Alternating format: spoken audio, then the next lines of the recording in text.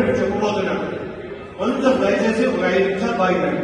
మండల కమిటీ విధి విధానాలు ఎలాగంటే, మన అమ్మడూరు మండలానికి దాదాపు 9 నుంచి 12 పంచాయతీలు ఏమో ఉన్నాయి కరెక్ట్ గా. దాంట్లో దాదాపు ప్రతి పంచాయతీకి 3-4 విలేజెస్ ఉంటాయి. అంటే దాదాపుగా 30 నుంచి 40 విలేజెస్ ఉంటాయి.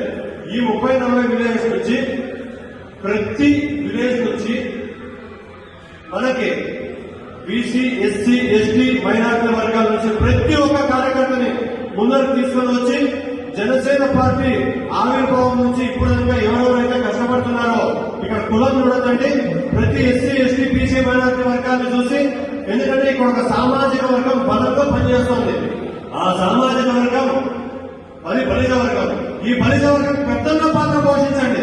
అరే మేము బలిజ పెద్దన్న పాత్ర పోషించి ప్రతి ఒక్క ఎస్సీ, ఎస్టీ, బీసీ, మైనార్టీ వర్గాల కార్యకర్తలందరినీ దరి చేసుకొని హక్కులు చేసుకొని ఈ మండల కమిటీలో ప్రతి పంచాయతీ నుంచి ఒకరిని తీసుకొని వచ్చి 22 మందితో మండల కమిటీ వేసి ఈ కమిటీ ఏం చేస్తుందంటే గ్రామ కమిటీలు వేస్తుంది కదా.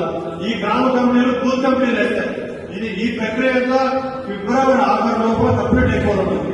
అప్పుడు ఇదే మండల కమిటీని మార్చ్ 1st వీక్ లో కానీ మార్చ్ 2nd వీక్ లో కానీ నేను నా అధ్యక్షతనే ఇదే హాల్లోనే కనీసం 500 మందితో ఒక సభ పెట్టాలని నాకు బలమైన కోరిక ఉంది.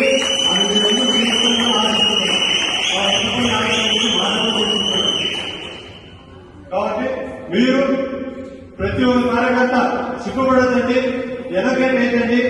మీరు కేవలం వచ్చి వలస పనులందరూ డైరెక్ట్ గా కలవండి. మీరుంటే నాకు కూడా చెప్పండి.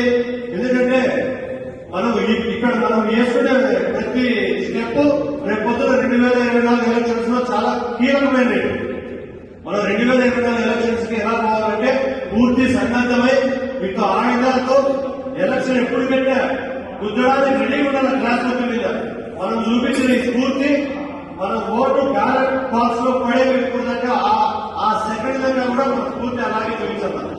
ఇదేదో సోమవారం స్టార్ట్ అయ్యి శనివారం అయిపోయిన మాత్రం కాదు. అది బాగా గుర్తుపెట్టుకోండి.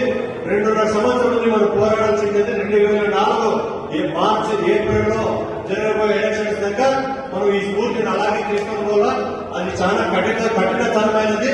కాబట్టి మనమంతా ఒళ్ళు దగ్గర పెట్టుకొని చాలా దృష్టితో మనసా వాచా కర్మన మనం చేస్తున్నది ఒక మహానాయకుడిని, మన దేవుణ్ణి సీఎం కుర్చీ మీద కూర్చోబెట్టాలంటే ఒక మహాయజ్ఞంలాగా భావించి కంపల్సరీగా ఈ యజ్ఞాన్ని సఫలీకృతమయ్యే విధంగా మనం నడుచుకోవాలి. ప్లస్ అన్నిటికంటే ముఖ్యమైనది క్రమశిక్షణ. మనం ఎక్కడైనా బజార్ ఉన్నప్పుడు సీఎం డౌన్ డౌన్ ఆ పదాలు యూజ్ చేయద్దండి. సీఎం డౌన్ డౌన్ అనేది